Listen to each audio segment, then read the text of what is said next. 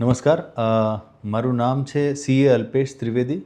હું by profession chartered accountant છું. છેલ્લા 15 વર્ષથી પ્રેક્ટિસ કરું છું અને આ જ સમયગાળાથી સીએ કોચિંગ ઇન્સ્ટિટ્યૂટ છે રાજકોટની અંદર, સારથી એકેડેમી, ખૂબ રિનોન્ડ, એની સાથે સંકળાયેલો છું અને બહુ જટિલ વિષયો ઉપર લેક્ચર આપું છું જે સીએ કરિક્યુલમની અંદર કામના હોય.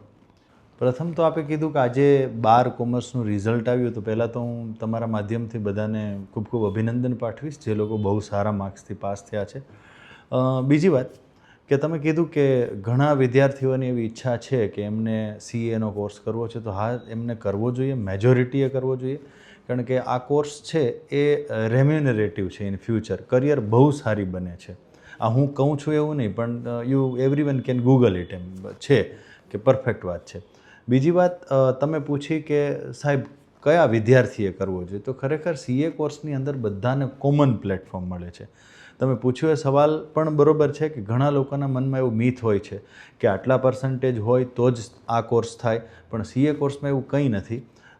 કોઈ બી પર્સન્ટેજ હોય, સ્ટુડન્ટ સીએ કોર્સ જોઈન કરી શકે. હા, પાસ થવા માટેની કી એવી છે કે પર્સનની અંદર ડિસિપ્લિન હોવી જોઈએ, પર્સન ડેડિકેટેડ ફોર્મમાં કામ કરવો જોઈએ અને કન્સિસ્ટન્સી હોવી જોઈએ. આ ત્રણ, ડિસિપ્લિન, ડેડિકેશન અને કન્સિસ્ટન્સી છે ને, તો 12મા ધોરણના રિઝલ્ટના પર્સન્ટેજ કંઈ પણ હોય, આ ત્રણ વાતોને કેરી કરે તો સીએ થઈ શકાય. ખરેખર ઇન્સ્ટિટ્યૂટે કોઈ એવો ક્રાઇટેરિયા જ નથી નક્કી કર્યો. કોઈ વિદ્યાર્થી 2-3 અટેમ્પ્ટ આપે ને 12મા ધોરણમાં, 3 વાર નાપાસ થાય અને પછી પાસ કરે તો પણ એ થઈ શકે. હું નામ ન આપી શકું, પણ એવા પણ તમને સીએ મળે કે જે લોકોને 12થની અંદર અટેમ્પ્ટ હોય અને પછી એને ડેડિકેશન, ડિસિપ્લિન અને કન્સિસ્ટન્સીથી કામ કર્યું, એ સીએ થઈ ગયા. આ પણ લોકોમાં ભ્રમ છે કે બહુ હાર્ડ હોય છે. કોર્સ છે ને હાર્ડ હોવા કરતાં ખૂબ લાંબો છે, એટલે વ્યક્તિએ 3.5 વર્ષ સુધી ડેડિકેટેડ ફોર્મમાં પોતાના સ્ટડી માટે કામ કરવું પડે. 3 લેયરની અંદર કોર્સ છે. પહેલાં 6 મહિનામાં એમણે સીએ ફાઉન્ડેશન, જેને એન્ટ્રન્સ એક્ઝામ કહેવાય, એ પાસ કરવાની હોય. પછીના 9 મંથ્સની અંદર એમણે સીએ ઇન્ટરમીડિયેટ, જે સેકન્ડ લેવલ છે, એ પાસ કરવાનું હોય અને છેલ્લું 2 વર્ષ પછી સીએ ફાઇનલ હોય છે.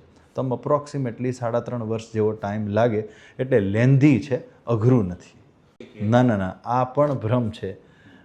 કોઈ વિદ્યાર્થી અગર ઇન્વેસ્ટ કરે, અપ્રોક્સિમેટલી પૂરા 3.5 વર્ષની વાત કરું છું, 2 લાખ રૂપિયા ભેગા કરીને રાખે ને, તો 2 લાખ રૂપિયાની રકમ આજના જમાનામાં એ બહુ નજીવી રકમ કહી શકાય.